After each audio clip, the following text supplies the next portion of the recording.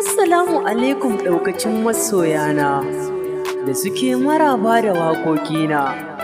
Sunana Muhammad Inkiya M. Okocha. Yau ma dai kamar kullum gani ɗauke da sabon album ɗina gare ku mai suna Silar Damuwa. Ga kaɗan daga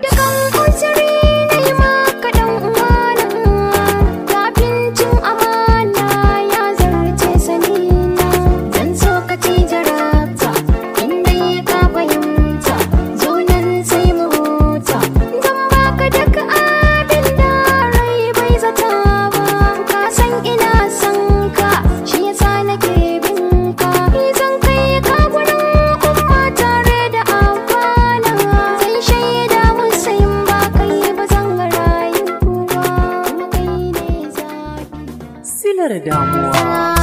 Komai yayi farko na san zai karshe ka sa rai dan uwa. Abin da ya faru kadari ne ka barwa mai kowa. Ka bar yin damuwa ka fandama a zuciya dan uwa.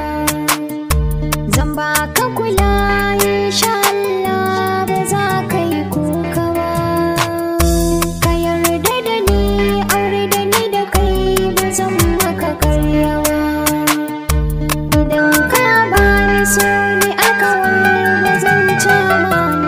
Silar damuwa. Magauta sun kewaye ni rannan, wai mai zan da kai yan okocan nan. Ni na ce da su kai ne, ni jarumi na ke kafin Allah ne shi nake so a raina. Nan gani nan bari, bayan da za a yi. Ke kainuwa da shan Allah mai kowa, Allah kare mu kai masoyi. Silar damuwa. Ilahi ka yaye dukan kunci a zukata, domin Rasulu Muhammad mai nagarta.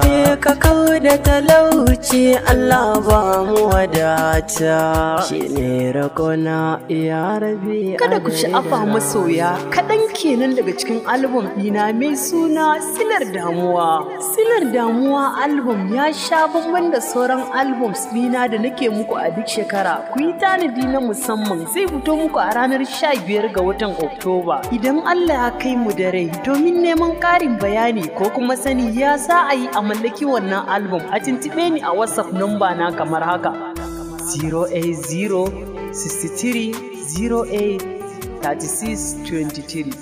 Da kuma suna M. Okocha.